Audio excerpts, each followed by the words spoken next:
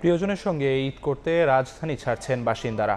শেকড়ের টানে স্বস্তি নিয়েই বাড়ি ফিরছেন তারা। এই মুহূর্তে কল্যাণপুরে আছেন সহকর্মী শাবাব ওয়াসি। সরাসরি যাচ্ছি তার কাছে। শেকড়ের টানে বাড়ি ফিরছে মানুষ, ক্রমশই ফাঁকা হচ্ছে ঢাকা।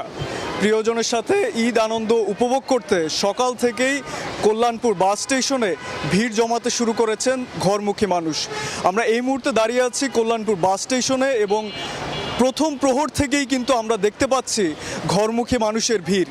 আমরা দেখতে পেয়েছি যে অনেকেই অগ্রিম টিকিট কেটে রেখেছেন এবং তারা এখানে এসে বিভিন্ন প্রান্ত থেকে, ঢাকার বিভিন্ন প্রান্ত থেকে তারা এখানে এসেছেন। রমজান মাস, অনেকেই সেহরি শেষ করে ফজরের সালাত আদায় করে রওনা দিয়েছেন বাড়ির উদ্দেশ্যে। আপনারা ইতিমধ্যেই জানেন যে ২৬ তারিখ থেকে ঈদের ছুটি সরকারিভাবে শুরু হয়ে গেছে এবং ৪ তারিখ পর্যন্ত এই ছুটিটি থাকবে। তো বেশ লম্বা একটি ছুটি এবং এই ছুটিতে নিজেদের প্রিয়জনদের সাথে সময় কাটাতে ঘরমুখী মানুষ ফিরতে শুরু করেছেন বাড়িতে। এবং আমরা এখানে দেখতে পেয়েছি যে ঘরমুখী মানুষের নিরাপত্তা নিশ্চিত করতে আইন শৃঙ্খলা বাহিনীও নিয়োজিত আছেন। আমরা দেখেছি যে র্যাবের একটি ইউনিট আসলে এখানে আমরা দেখতে পেয়েছি এবং তারা আসলে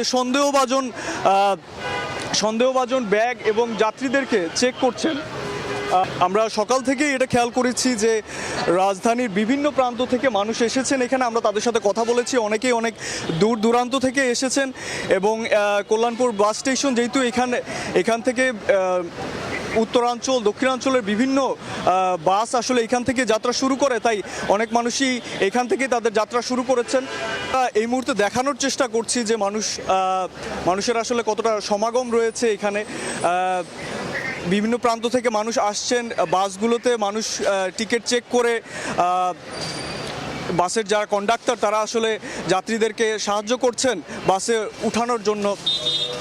আমরা দেখছি যে আমরা তাদের সাথে কথা বলেছি, আমরা জানতে পেরেছি যে